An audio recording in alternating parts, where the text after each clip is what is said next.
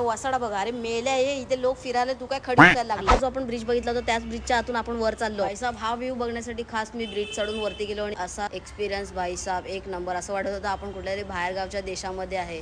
So हा view घेण्यासाठी आहे ना तुम्हाला नक्की यावंच लागेल. त्यानंतर ब्रिज उतरून खाली आलो आणि भाईसाब हा आर्टिफिशियल वॉटरफॉल तर एकच नंबर. खूप थकलोय भाईसाब, असं वाटतं गुडघ्याच्या खाली पायच गायब आहेत आणि खूप गोष्टी आहेत ज्या बघण्यासारख्या आहेत. वसाडी बघ मेली जर कधी येणार वॉटरफॉल मध्ये, यांना हिवाळ्यात पण वॉटरफॉल पाहिजे. इथे डिझाईन केलेल्या काही भिंती उभारलेल्या आहेत ज्या फोटो सेशन साठी एकदम आकर्षित ठरतात. असं काही अशा सगळ्या गोष्टी आहेत फोटो सेशन साठी तुम्ही इकडे येऊ शकता, व्हिडिओग्राफीसाठी वगैरे, म्हणजे वर्थ आहे मित्रांनो. फायनली गाईज बसलो एक ठिकाणी, कारण आता आपल्याला पडायचं आहे बाहेर त्याच्यासाठी आणि काहीच खाल्लेलं नाहीये. सो बाहेर जाऊनच काहीतरी खाणार आहे. गाड्यांच्या गेट मधून बाहेर पडल्यावर समोरच ऑटो रिक्षा लागलेले असतात, मग तुम्हाला जिथे जायचं तिथे तुम्ही जाऊ शकता. फायनली दिवसभराचं भटकून आपण आलो आहोत मिसळपाव खाण्यासाठी मामलेदार मिसळमध्ये. ठाण्यामध्ये मामलेदार मिसळ एकच आहे की अशा अनेक आहे, हे मला कमेंट करून जरूर सांगा. फायनली तिखट झणझणीत मिसळ आपल्या टेबला समोर आलेली. भाईसाब जगात भारी